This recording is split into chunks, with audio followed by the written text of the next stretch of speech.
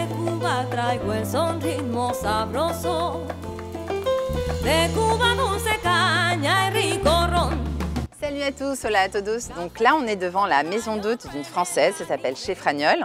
Et juste à ma droite, il y a une fresque murale de Monsieur Chat, un street artiste français bien connu qui a dormi ici et qui a fait ce petit cadeau à la propriétaire avant de partir. Donc vous pouvez voir, il y a le chat avec le drapeau cubain, c'est plutôt original. Et donc Chantal, la propriétaire de cette maison, c'est vraiment un personnage haut en couleur, vous allez voir, elle est incroyable et elle a plein d'histoires à raconter. On y va tout de suite. Hola Chantal, ça va? Bonjour Salia, comment tu vas toi? Je suis très contente de te retrouver vraiment dans ta maison d'hôte que j'adore, tu le sais, parce que ça fait des années que je viens ici. Oui. Ça s'appelle Casa Fragnol. Et donc la Casa Fragnol, c'est quoi l'histoire alors? Quand est-ce que tu l'as ouvert déjà? La Casa Fragnol date de 6 ans, ça fait 6 ans que j'ai ouvert la maison. Et Fragnol, parce que c'est ce que je parle.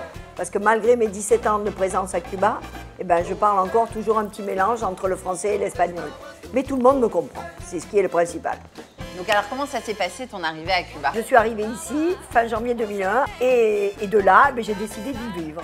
Et puis je suis revenue à un deuxième voyage la même année où là j'ai essayé de voir si je pouvais vivre dans un pays où je n'avais pas les commodités que j'ai en France.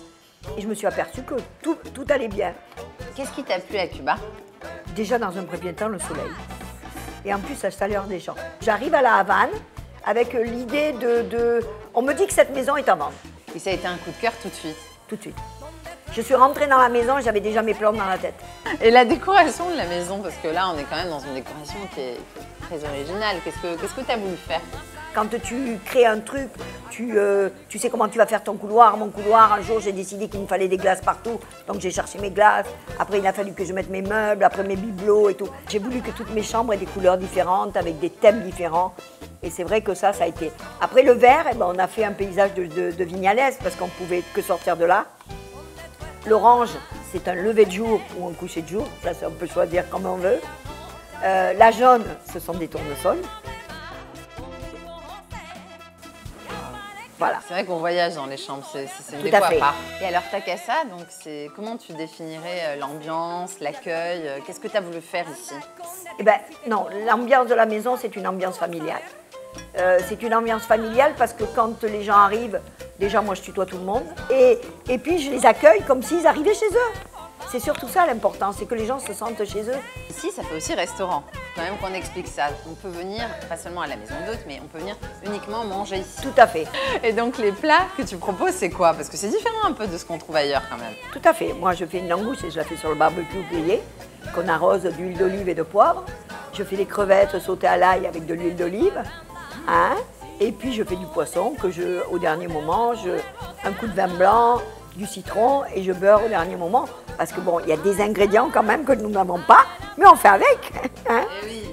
Alors, il y a quelque chose aussi qui est assez sympa, c'est que le festival du film français à Cuba, je vois qu'il y a une délégation qui vient, ils viennent manger ici, donc c'est beaucoup d'acteurs français. Qui tu as rencontré? Qui est venu manger ici? Dis-nous tout. Alors, la première fois, la première édition que moi j'étais en place, j'ai reçu Sandrine Bonner, qui est extraordinaire, de sympathie.